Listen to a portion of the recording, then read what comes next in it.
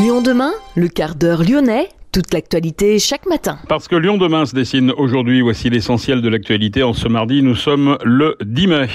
Nous reviendrons sur la campagne des législatives. Dans la 14e circonscription, le député sortant Yves Blein a décidé de repartir. On attendait Albert Lévy comme candidat LFI dans la 7e circonscription. Finalement, il a décidé de ne pas se présenter. À noter quelques surprises sur les investitures. La République En Marche tombée dimanche soir à Villeurbanne. L'investiture d'Emmanuel Aziza dans la 6e circonscription. Elle était candidate en 2017, mais sous les couleurs des Républicains. Le parti Reconquête a présenté ses candidats pour les élections législatives dans le département du Rhône. Il y aura 14 candidats pour 14 circonscriptions. Explication avec Olivier Pirat, le responsable du parti dans le département du Rhône. La métropole de Lyon encourage les projets agricoles permettant de développer une alimentation locale et durable. Nous sommes allés à l'exploitation Ménajoc, une ferme de 180 hectares spécialisée dans les céréales et qui a reçu les aides du Grand Lyon. Et puis en football, l'Olympique Lyonnais féminin, Wendy Renard prolonge jusqu'en 2026. Lyon demain, le quart d'heure lyonnais, toute l'actualité chaque matin. Gérald de Bouchon. Bonjour à toutes, bonjour à tous. Bienvenue dans ce quart d'heure lyonnais. Mais d'abord, ces chiffres qui font froid dans le dos. En un mois, pas moins de 4 femmes et une fille de 10 ans ont été tuées dans le Rhône. Une série de féminicides qui inquiète. Les associations appellent à des mesures de dissuasion fortes. Dimanche, une femme de 33 ans a été tuée à l'arme blanche à Grézieux-la-Varenne. Quelques heures plus tôt, le corps mutilé d'une autre femme de 26 ans a été découvert dans une camionnette stationnée devant l'hôpital Saint-Luc-Saint-Joseph. Une semaine plus tôt, une mère de famille de 36 ans a été tuée en présence de ses enfants à Vaux-en-Velin. À noter aussi le meurtre d'une femme de 31 ans et de sa fille de 10 ans à Vaux-en-Velin encore. En France, une femme meurt tous les 2 jours et demi sous les coups de son compagnon. Pour éviter que ces drames ne se reproduisent, les militantes réclament une réponse pénale exemplaire. L'association Vifil s'attache pour sa part à former massivement les professionnels de police et de santé pour les aider à mieux détecter les violences conjugales. Les élections législatives donc, dans la 14e circonscription, le député sortant Yves Blein a décidé de repartir. Il avait laissé planer le doute, mais le voilà officiellement investi par En Marche, le parti présidentiel. Il va donc se retrouver face à Taha Bouaf, la France Insoumise, journaliste connu pour avoir filmé Alexandre Benalla, frappant un manifestant, et Bruno Attal, Reconquête, youtubeur et ancien policier. À noter aussi l'investiture d'Oréjane Cloupet, LR. À gauche, Michel Picard, PC, maire de Vénissieux, et Lotfi Ben Khalifa, PS, devrait aussi être sur la ligne de départ dans cette circo numéro 14. On attendait Albert Lévy comme candidat de la France Insoumise sur la 7e, mais ce sera finalement celui qui avait décrié son parachutage, Abdelkader Lamar. Professeur à Vaux-en-Velin, il est le candidat de la nouvelle Union populaire écologique et sociale face à Anissa Keder, la députée En Marche sortante, et face au maire LR de Rieux, Alexandre Vincendet. Stéphane Gomez, PS, et Stéphanie Vella, PCF, devraient aussi être candidats. Plusieurs surprises sont à noter dans les investitures La République En Marche tombée dimanche soir, et notamment l'investiture d'Emmanuel Aziza dans la 6e circonscription. L'avocate s'était déjà présentée aux législatives en 2017, mais sous la bannière des Républicains. Sans surprise, l'ancien maire du 5e arrondissement, Thomas Rudigoz, peut briguer un nouveau mandat dans la 1re circonscription, tout comme Anne Bruniera, ancienne adjointe à la ville de Lyon dans la 4e, elle aussi est sortante. Même chose pour Blandine Brocard dans la 5e. Confiance renouvelée aussi à Jean-Luc Fugy et Thomas Gassillou, respectivement dans les 10e et 11e circonscriptions. C'est aussi le cas pour le sortant Cyril Lizac-Sibyl dans la 12e. Le parti Reconquête a présenté ses candidats aux élections législatives dans le département du Rhône. Faute d'alliance avec d'autres mouvements de droite, Reconquête présentera 14 candidats sur les 14 circonscriptions. L'objectif est clair, ancrer les idées politiques du mouvement d'Éric Zemmour dans la région. Olivier Pirat, le responsable du parti dans le département du Rhône et candidat dans la 12e circonscription, fait le point sur le rôle qu'entend jouer Reconquête aux législatives. L'objectif, il est multiple. Le premier objectif, c'est d'ancrer le parti Reconquête, nos idées, Éric Zemmour, notre projet et la coalition qu'il y a autour d'Éric Zemmour avec Via la Voix du Peuple, le mouvement conservateur et le CNIP dans le paysage politique français. Donc en présentant 14 candidats, on va réussir cet objectif-là. L'objectif ensuite, bien sûr, est d'essayer d'aller au deuxième tour dans la plupart des circonscriptions. Ça dépendra forcément du contexte dans lequel on se présentera. Vous avez suivi qu'Éric Zemmour a tendu la main au Rassemblement national et aux Républicains notamment, et même à Debout la France, pour créer une grande coalition à droite. Malheureusement, cette main n'a pas été saisie. Donc par défaut, nous partons en présentant nos 14 candidats dans les 14 circonscriptions. Il y a une très grande coalition qui se crée à gauche autour de Jean-Luc Mélenchon, un bloc islamo-gauchiste. Il y a un bloc centriste ultra-libéral autour d'Emmanuel Macron qui se crée. Et nous avons un troisième bloc de droite qui aujourd'hui est complètement divisé. Donc malheureusement, on se tire une balle dans le pied en partant tous divisés. Et nous avons essayé autant que possible de réunir tous ces partis-là, tout cet électorat-là.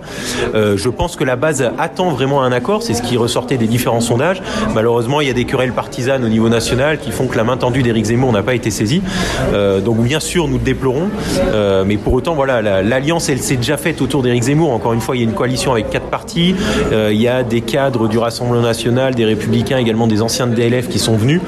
Donc l'alliance, elle se fait autour d'Éric Zemmour. Et voilà, donc malheureusement, si Marine Le Pen ou les responsables des Républicains ne veulent pas nous rejoindre, je pense que leur électorat ne s'y trompera pas et nous rejoindra. Est-ce que vous n'avez pas peur aussi que le sort de ces élections législatives soit le même finalement que les présidentielles, avec le RN qui soit devant? Alors je ne pense pas, je pense que le contexte est très différent.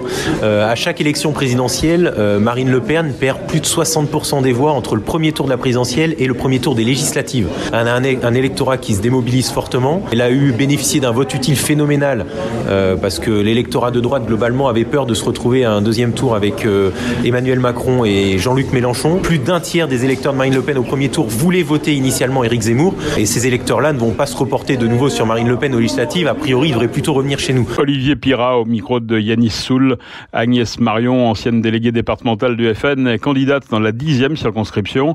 Le policier Bruno Attal, membre du syndicat France Police Policiers en colère, est candidat, lui, dans la 14e circonscription face à Tahabouaf, le candidat LFI. Lyon demain, média agitateur d'idées. La métropole de Lyon encourage les projets agricoles permettant de développer une alimentation locale et durable.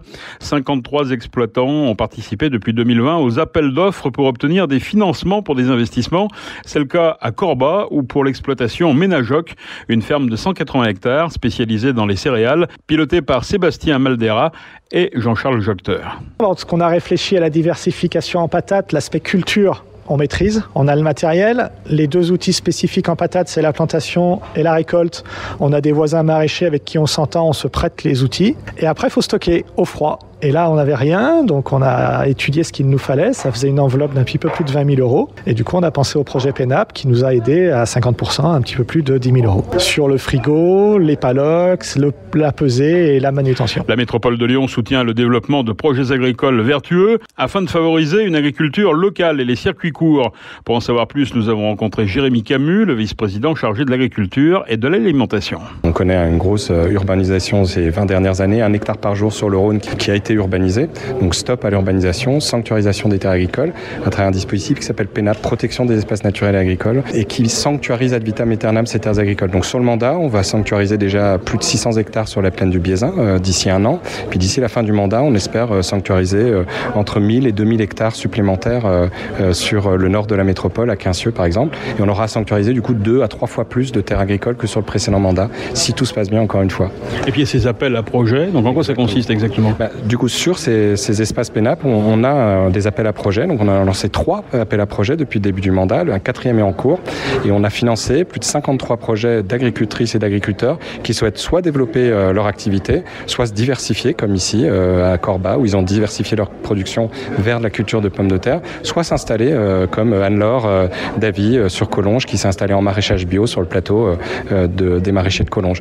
Et donc toutes ces actions, cette aide permet d'accélérer en fait le process. On a perdu beaucoup d'agriculteurs sur la métropole. Ces 10 dernières années, on a perdu plus de 100 agriculteurs. Et donc, il faut enrayer ce mécanisme-là. C'est pas que la métropole. Il y a partout en France, on a ce phénomène de perte du monde agricole. Donc, enrayer ce déclin, c'est aider, toujours aider plus. Donc, par exemple, là, en 2 ans, on aurait aidé déjà 2 fois plus que sur tout le précédent mandat, par exemple. Alors, les investissements, ça peut être quoi concrètement ? Alors, on finance à peu près tout ce qui permet tous les investissements, en quelque sorte.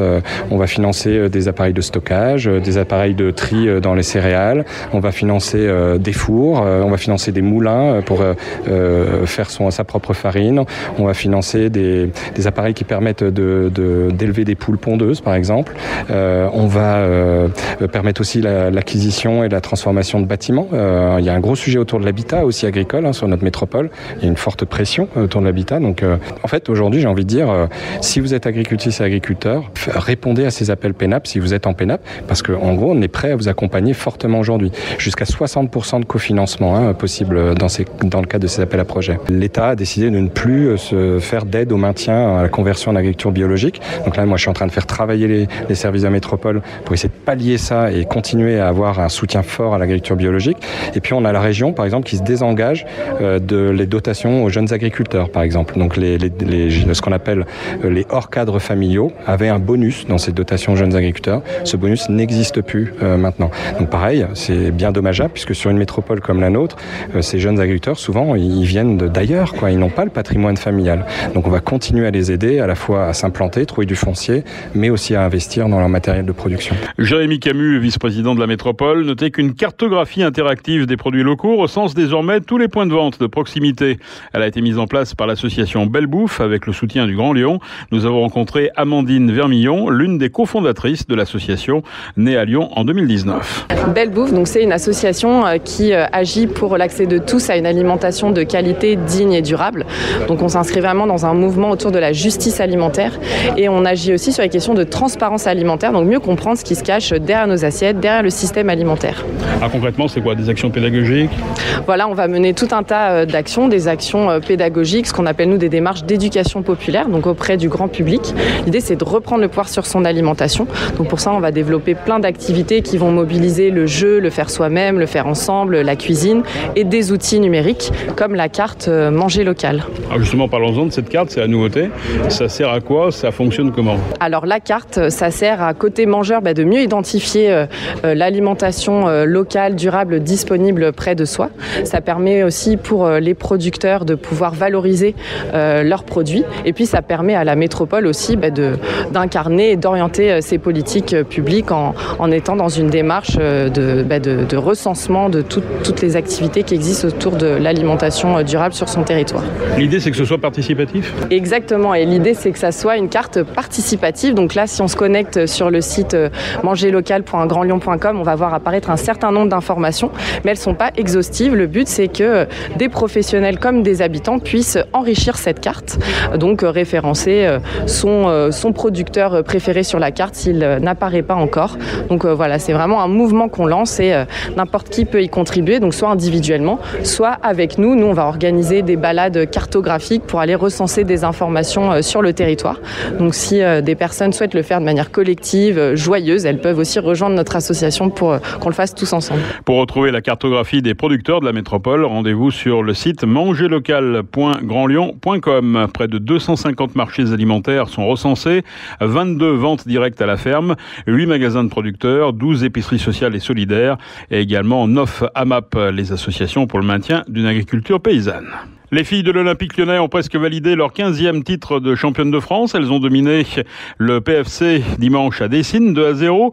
Mais leur saison est loin d'être terminée. Le prochain rendez-vous, c'est la finale de la Ligue des Champions, programmée le samedi 21 mai, dans 10 jours, à Turin, face à Barcelone. Le staff lyonnais finalise cette préparation en ce début de semaine. Pas de stage prévu. Les Lyonnaises partiront en Italie le jeudi en milieu d'après-midi. Après s'être entraînées à Lyon le matin, elles arriveront le jeudi soir à Turin. Après un week-end sans match au milieu, les Lyonnaises auront donc sans doute refait le plein de fraîcheur. Et puis toujours du côté de l'Olympique Lyonnais féminin, Wendy Renard prolonge jusqu'en 2026. La défenseure lyonnaise et capitaine de l'OL rempile pour 4 saisons supplémentaires avec son club. C'est la fin de ce quart d'heure lyonnais. Merci de l'avoir suivi. On se retrouve demain, même heure, mêmes antennes. Passez une excellente journée.